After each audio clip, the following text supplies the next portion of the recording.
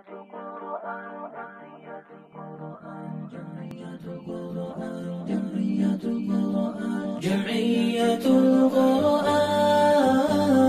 جمعية القرآن. بسم الله الرحمن الرحيم والصلاة والسلام على شرف المرسلين. الحمد لله رب العالمين. الحمد لله الذي أنزل على عبده الكتاب ولم يجعل له عوجا. الحمد لله الذي هدانا لهذا وما كنا لنهتدي لولا أن هدانا الله. رب اشرح لي صدري ويسر لي أمري واحلل عقدة من لساني يفقهوا قولي.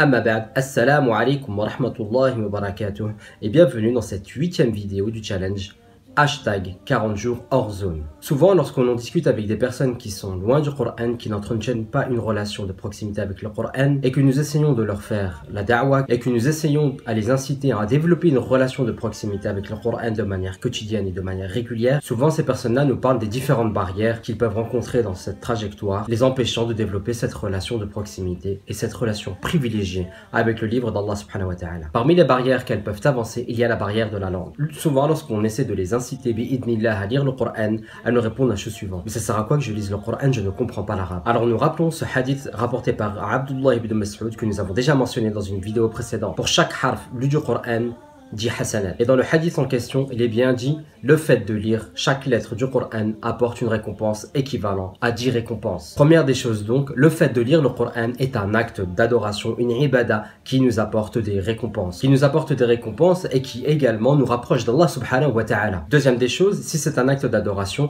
et bien tout simplement le fait de lire le Coran nous mettra dans un état d'obéissance à Allah subhanahu wa ta'ala. Troisième des choses, si effectivement il s'agit d'un acte d'adoration, ça signifie que pour toutes les lettres que nous lisons également, Allah Azza wa Jalla nous élève en degré et également efface de nos péchés. Nous connaissons tous ce hadith qui dit que si un croyant vient à commettre un péché, il y aura une tache noire sur son cœur. S'il se repent, cesse de désobéir à Allah Azza wa Jalla et implore le pardon d'Allah Azza wa Jalla, cette tache finit par disparaître de son cœur. Et bien également, un des moyens permettant d'effacer cette tache qui se colle au cœur du croyant, c'est la lecture du Coran. Quatrième des choses, à chaque fois que nous lisons le Coran, que nous le comprenions ou non, Allah Azza wa Jalla est en réalité en train de nous honorer en nous permettant de nous abreuver de sa parole, de lire de sa parole, de vivre sa parole. Cinquième des choses, si tu ne comprends pas l'arabe, ce n'est pas en s'abstenant de lire le Coran que tu finiras par comprendre l'arabe. En effet, le processus est ainsi fait. C'est en lisant qu'on finit par comprendre et qu'on finit par apprendre. Il n'y a qu'à regarder le processus qu'il y a fallu pour que tu apprennes à lire le français.